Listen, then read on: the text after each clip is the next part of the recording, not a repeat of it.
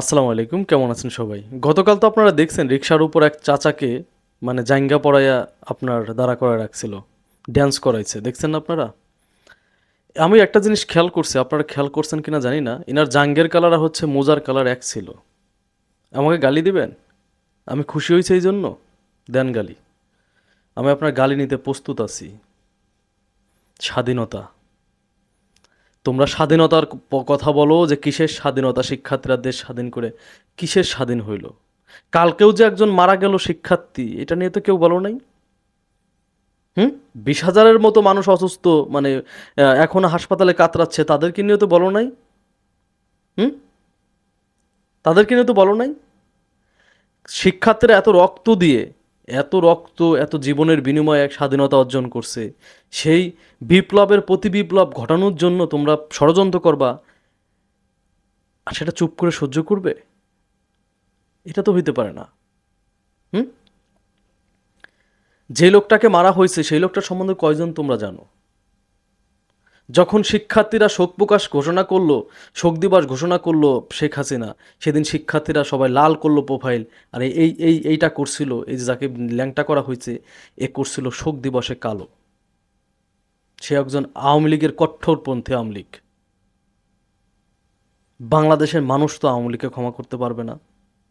কোথায় ছিল তোমার স্বাধীনতা যখন ঢাকা ইউনিভার্সিটিতে আমার বোনদের গায়ে হাত তোলা হয়, ওন্না টেনে ছিঁড়ে ফেলা হয়?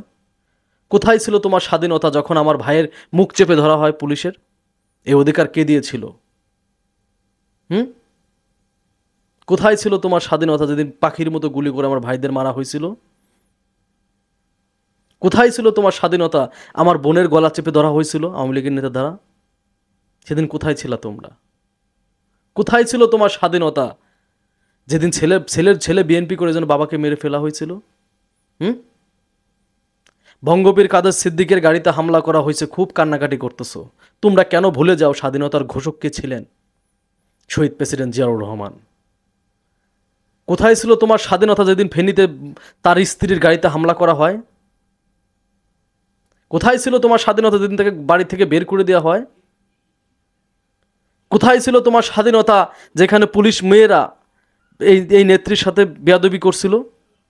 যে একজন কে স্বাধীনতার ঘোষক, শহীদ প্রেসিডেন্ট জিয়াউর রহমানের স্ত্রী, তার সাথে বেয়াদবি করছিল। কোথায় ছিল তোমার স্বাধীনতা?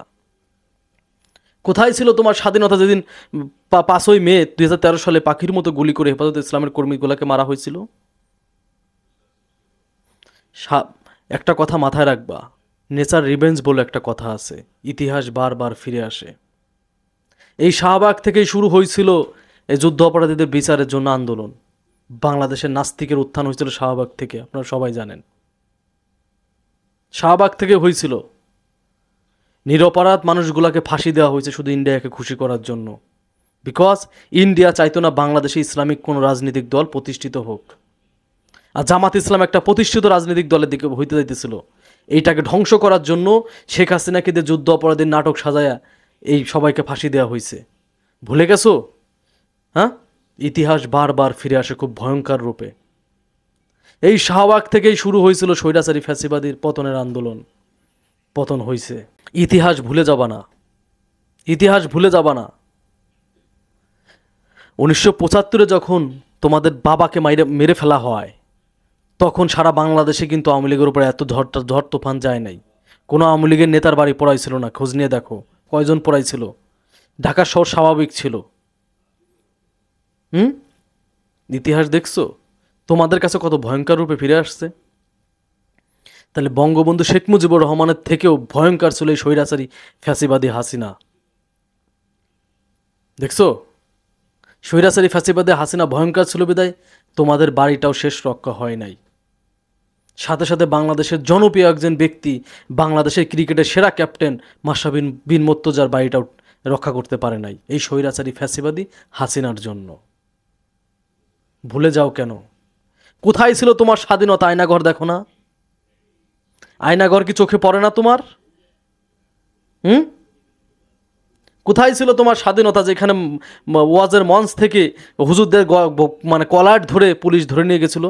কোথায় ছিল তোমার স্বাধীনতা তখন? তখন তো স্বাধীনতার প্রশ্ন আসে নাই। তখন তোমার ছিল ক্ষমতা, তখন তোমার প্রশ্ন ছিল ক্ষমতা, তোমরা সব কিছুতেই ক্ষমতা হারানোর ভয় মনে করতা। ভাইরে একটা কথা বলি, সর্বপ্রথম মানুষ হওয়া। এটা যদি আমরা বন্ধ করতেও চাই, তোদের উপর হামলা কখনো বন্ধ হবে না। কেন হবে না? কারণ আল্লাহ ইতিহাস বারবার ফিরিয়ে দেয় খুব ভয়ঙ্কর রূপেই। তোরা কালকে শোক দিবসে বঙ্গবন্ধুর বাড়ি যাইতে পারিস না, এই জন্য কান্না করছিস। হাই রে, বাংলাদেশের সব থেকে জনপ্রিয় ব্যক্তি, বাংলাদেশে এত জনপ্রিয় ব্যক্তি আর সেকেন্ড পার্সন আসবে না, আল্লামা দেলোয়ার হোসেন সাইদি হুজুর। তার একটা জানাজাও তোরা ঢাকাতে পড়াইতে দিস নাই। কোথায় ছিল তোদের স্বাধীনতা তখন? হ্যাঁ, দ্রুত জানাজা শেষ করতে বলছিলি পিরোজপুরে, যে ছিল বাংলাদেশের সব থেকে জনপ্রিয় ব্যক্তি, তার মতো জনপ্রিয়তা কারো ছিল না, তাকেও তোরা জানাজা পড়তে দিস নেই ঢাকার শহরে। তখন কি তাদের ভক্তদের মন কাঁদছিল না? তোদের আছে কষ্ট হইতেছে, বঙ্গবন্ধুর বাড়িতে গিয়ে ফুল দিতে পারলি না, শ্রদ্ধা জানাতে পারলি না, এই জন্য কষ্ট হচ্ছে। তাদের ভক্তদের কষ্ট হয় নাই? স্বাধীনতা শুধু তোদের জন্যই, আর কারো জন্য না? আমরা কি এই দেশের ভাড়া থাকি না নাগরিক না? শুধু স্বাধীনতা শুধু আওয়ামী লীগের ক্ষেত্রেই হবে, অন্য দলের ক্ষেত্রে হবে না? সবার আগে মানুষ হ।